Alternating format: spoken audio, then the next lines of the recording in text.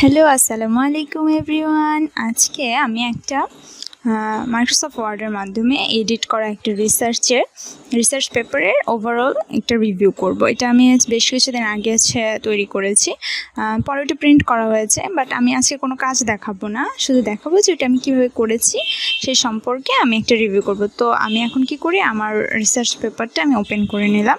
এখানে এটা হচ্ছে 40 পেজের একটা পুরো রিসার্চ পেপারটা এখানে আছে, যেটা আমি 15-20 দিন আগে তৈরি করেছি।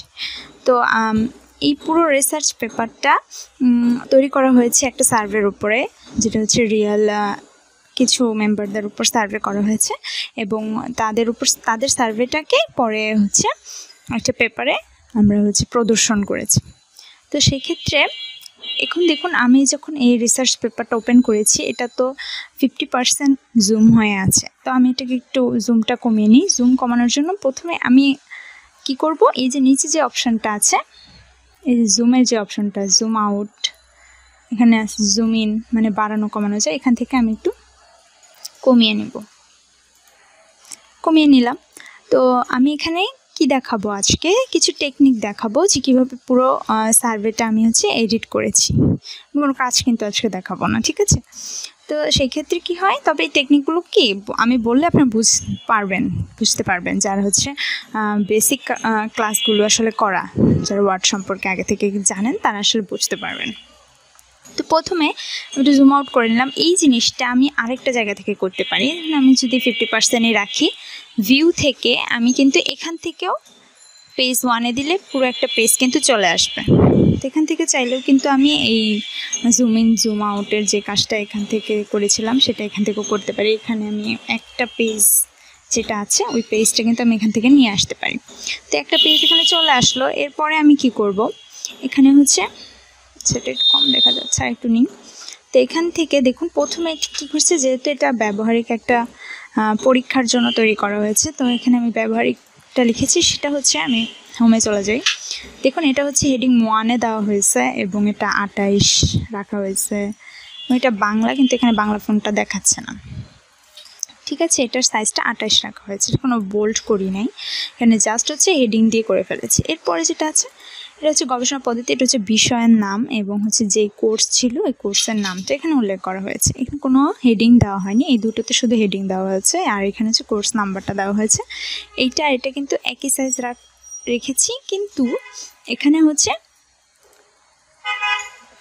অ্যালাইনমেন্টটা, যেটা অ্যালাইনমেন্ট আছে এই দুটোর, এই তিনটা, এই 1 2 3 4, এই 4টা লাইনের অ্যালাইনমেন্ট দেওয়া হয়েছে মিডলে, দেখতে পাচ্ছেন। এখানে সেন্টার দেওয়া হয়েছে টেক্সটের অ্যালাইনমেন্টটা। তো এরপরে আমরা দেখতে পাচ্ছি যে এখানে প্রথম 4টা লাইনের পর যে এই লাইনটা আছে, যে কলেজের নাম বা রিসার্চ পেপারের যে নামটা, বিষয়ের সমস্যাটার যে নামটা, ওইটা সমস্যাটার নামটা দেওয়া হয়েছে টু জাস্টিফাই। একটা জিনিস আমি সবসময় বলবো যে যখনই কোনো থিওরিটিক্যাল কোনো লেখা হয়, সেই জিনিসটা জাস্টিফাই রাখতে হয়, তাহলে কি লেখাটা সুন্দর থাকে।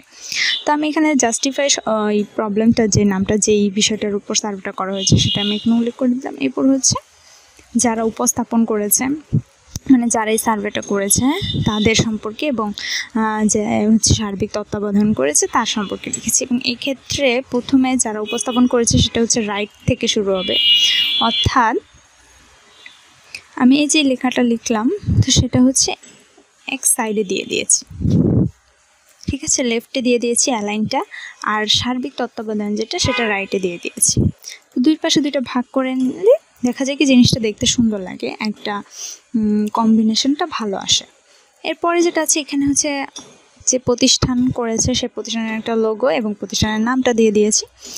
পিছনে একটা জিনিস আপনারা দেখতে পাচ্ছেন, একটা জলছাপ আছে, সেটা কিন্তু ওয়াটারমার্ক, ঠিক আছে? ওয়াটারমার্ক সম্পর্কে কিন্তু আমরা জানি। এখানে আমরা ওয়াটারমার্কটা এখানে অ্যাড করে নিয়েছি, ঠিক আছে?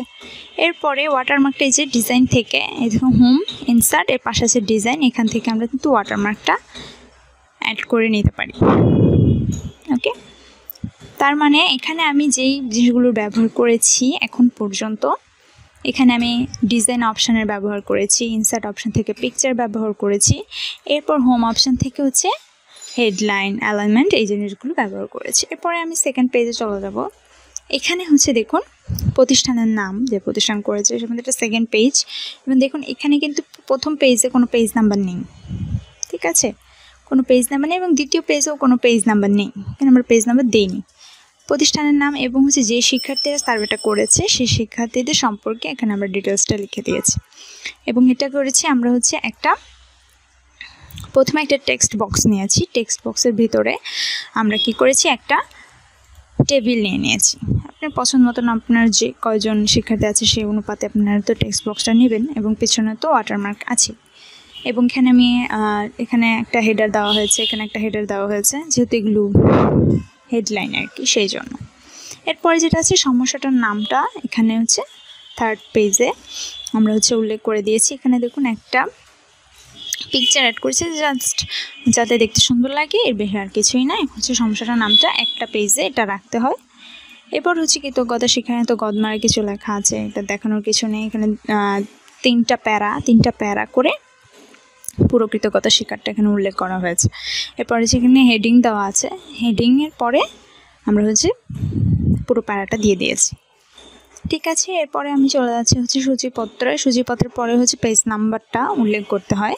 তো আমি সূচিপত্রটা আসে কৃতজ্ঞতার পরে সার্ভের, তো সেই ক্ষেত্রে আসলে প্রথমে সূচিপত্রটা আমি তো এটা তো বুঝতে পারছেন যে হেডিং দিয়ে প্রত্যেকটা পেজের শুরুতে একটা হেডিং থাকে, এবং আমি হচ্ছে হেডিংটা দিয়ে নিয়েছি। এবং এরপরে যেই টপিকগুলো আসবে কৃতজ্ঞতা শেখার পরে সূচিপত্রের পরে, অর্থাৎ পেজ নাম্বার যেখান থেকে শুরু হবে সেখান থেকে কিন্তু সূচিপত্র উল্লেখ থাকে। তো এখানে প্রত্যেকটা টপিক উল্লেখ আছে, এই টপিকগুলো নিচে আমরা পাবো, এবং পেজ নাম্বারগুলো এখানে অ্যাড করা আছে, এবং পিছনে ওয়াটারমার্ক আছে। এরপরে হচ্ছে দেখতে পাচ্ছি ভূমিকা, এগুলো তো আসলে তেমন কিছুই না, জাস্ট হচ্ছে টাইপিং করবেন এবং জাস্টিফাই করে দেবেন, এবং সাইজটা ঠিক রাখবেন। অর্থাৎ আমরা টাইপিং করব, প্যারাগ্রাফটাকে জাস্টিফাই করব, এবং হচ্ছে সাইজটাকে ঠিক রাখবো। এরপরে আমি চলে যাচ্ছি, এখানে সমস্যা কথাগুলো উল্লেখ আছে, আমরা চাইলে এগুলো কিন্তু চেঞ্জ করতে পারি। এই যে এখানে আমরা উদ্দেশ্যগুলো যেহেতু বেশি ফোকাস করতে হয়, সেক্ষেত্রে এখানে আমরা এটাকে দুইটা ভাগ করে দিয়েছি। চাইলে কিন্তু এখান থেকে এই দুটোকে সিলেক্ট করে কালারও চেঞ্জ করে দেওয়া যায়। দুটোকে সিলেক্ট করে আপনি চাইলে এখান থেকে কালারও চেঞ্জ করে দিতে পারবেন, ঠিক আছে। আপনার ইচ্ছা মতো কিন্তু আপনি কালারও দিয়ে দিতে পারবেন, আপনার ইচ্ছা মতন আপনি কালার চেঞ্জ করে দিতে পারবেন। আমি আর করলাম না, এটা একদম রেডি করা আছে। এবং এরপরে যেটা আছে পূর্বানুমান, কোন সব রিসার্চের ক্ষেত্রে পূর্বানুমান করতে হয়, এবং যৌক্তিকতা, এগুলো সব হচ্ছে অ্যাডজাস্ট করে তারপর হচ্ছে পেজ নাম্বারটা যেটা ওইটারটা আমি শেষে বলবো পেজ নাম্বারটা কীভাবে অ্যাড করেছি। এর আগে হচ্ছে হেডিংটা জাস্টিফাই, আমি হেডিংটা কিন্তু অ্যালাইনমেন্ট, প্যারাগ্রাফের অ্যালাইনমেন্টটা দিচ্ছি সেন্টার, আর প্যারাগ্রাফের অ্যালাইনমেন্টটা এটা জাস্টিফাই হবে, ঠিক আছে, জাস্টিফাই হবে। দেন হচ্ছে আমি চলে যাব পরের পেজে। এগুলো হচ্ছে সব যে সার্ভে সম্পর্কিত লেখা। এখানে দেখুন কিছু বুলেট পয়েন্ট ব্যবহার করা হয়েছে এখানে। এরপর আমি পরের পেজে চলে যাচ্ছি। এখানে সব কিছু হচ্ছে সার্ভে রিলেটেড তথ্যগুলো এখানে উল্লেখ করা হয়েছে, যেমন এখানে বাংলা ইংলিশ দুটোই ব্যবহার করা হয়েছে, এর জন্য ইংলিশটাকে আমরা আলাদা একটা প্যারাগ্রাফ করে রেখেছি। এরপরে আমি চলে যাব ফলাফল। এখন ফলাফলটা এখানে উপস্থাপন করা হয়েছে হচ্ছে কলাম চার্টের মাধ্যমে। আমি কিন্তু এখানে আসলে কলাম চার্টটা ওইভাবে তৈরি করিনি, আমি এটা তৈরি করেছি। এখানে দেখুন প্রথম থেকে বর্ণনা করি। এখানে প্রথমে হেডিংটা দিয়েছি, এরপরে হচ্ছে প্রশ্নগুলো ছিল, শিক্ষার্থীদের প্রথমে নাম ছিল, এরপরে হচ্ছে বয়স, এরপরে কলাম চার্টের মাধ্যমে। এই কলাম চার্টে কিন্তু আমি নিয়ে এসেছি যেই জরিপটা করা হয়েছে সেটা হচ্ছে গুগল ফর্মের মাধ্যমে জরিপটা করা হয়েছে, সেক্ষেত্রে সেখানে থেকেই কিন্তু কলামগুলো পাওয়া যায়। জাস্ট এটা পিকচার আকারে এখানে কিন্তু নিয়ে এসেছি, এবং নিচে কিন্তু এখানে ফলাফলগুলো উল্লেখ করা আছে। এরপরে আমি চলে যাব এগুলো সব লেখা। এরপরে দেখুন এখানে একটা আছে কিন্তু পাই চার্ট, যেগুলো হচ্ছে সার্কেল আকারে থাকে, পাই চার্টগুলো আছে, এবং নিচে কিন্তু ফলাফলটা আছে। দেখতে খুবই সুন্দর লাগছে, অ্যাট্রাকটিভ লাগছে, কালারফুল। আমি একটু জুম করে দেখাই, অনেক সুন্দর একটা আউটপুট আসছে, ঠিক আছে, প্রত্যেকটা এবং কিছু প্রশ্ন আমরা রেখেছি যেটা হচ্ছে ছকের মাধ্যমে। অ্যান্ড পাচ্ছেন এগুলো সার্ভের সম্পর্কিত প্রত্যেকটা ফলাফল এভাবে কিন্তু প্রদর্শন করা হয়েছে পাই চার্টের মাধ্যমে, কলামের মাধ্যমে, তারপর হচ্ছে টেবিলের মাধ্যমে। পিছনে হচ্ছে আমরা ওয়াটারমার্কটা রেখেছি, হেডিং রেখেছি। জুমটা ক্লোজ করে দিই। দেন এখানে আলোচনা ও সুপারিশ, ফলাফল পরে সুপারিশ করা হয়। এরপরে হচ্ছে উপসংহার, যে তথ্যগুলো আমরা আসলে তথ্যগুলো কালেক্ট করেছি বা যাদের সাহায্য নিয়েছি যে বই থেকে, সেই বইগুলো আমরা উল্লেখ করে দিয়েছি। এবং এরপর হচ্ছে পরিশিষ্ট যে প্রশ্নগুলো আছে, প্রশ্নগুলো এখানে বুলেট পয়েন্ট দিয়ে প্রত্যেকটা প্রশ্ন এবং অপশনগুলো এখানে উল্লেখ করা আছে। তো এখন পেজ নাম্বার সম্পর্কে আমি একটু বলি। এখানে কিন্তু প্রথমে কয়েকটা পেজে কোনো পেজ নাম্বার নেই, দিয়েছি হচ্ছে সূচিপত্রের পর থেকে ভূমিকা। এই জন্য আমরা কি করেছি, এখানে আমরা দুইটা সেকশন আলাদা করেছি। দেখুন সেকশন 2, এটা হচ্ছে সেকশন 1, এবং সূচিপত্রের পরে আমরা সেকশন 2 দিয়েছি। সেকশন 2 দেওয়ার জন্য আমাদেরকে যেটা করতে হয়েছে, প্রেরক থেকে এই যে এখান থেকে আমরা ব্রেক দিয়ে আমরা নেক্সট পেজ দিয়েছি।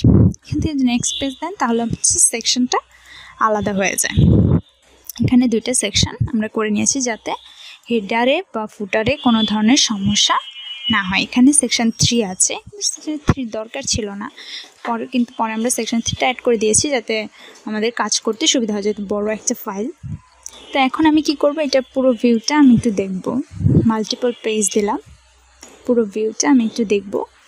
এখানে প্রথম 3টা পেজ আছে যেখানে ওয়াটারমার্ক, পিকচার, টেবিল এই জিনিসগুলো অ্যাড করা আছে। এরপরে হচ্ছে এখানে হচ্ছে সূচিপত্রটা এবং ভূমিকা, এই জিনিসগুলো।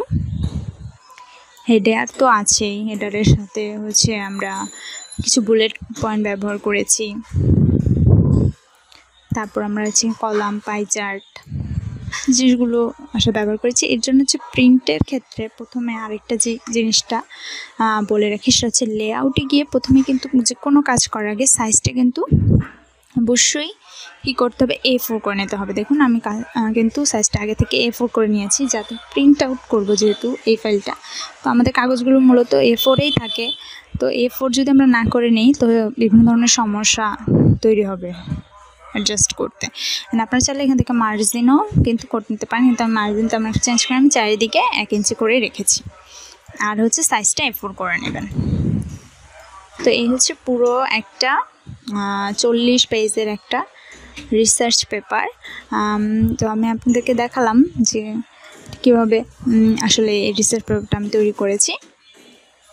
অ্যান্ড আশা করি আপনাদের ভালো লেগেছে। ভালো লাগলে অবশ্যই লাইক, কমেন্ট এবং সাবস্ক্রাইব করবেন। And thank you. আল্লাহ হাফেজ।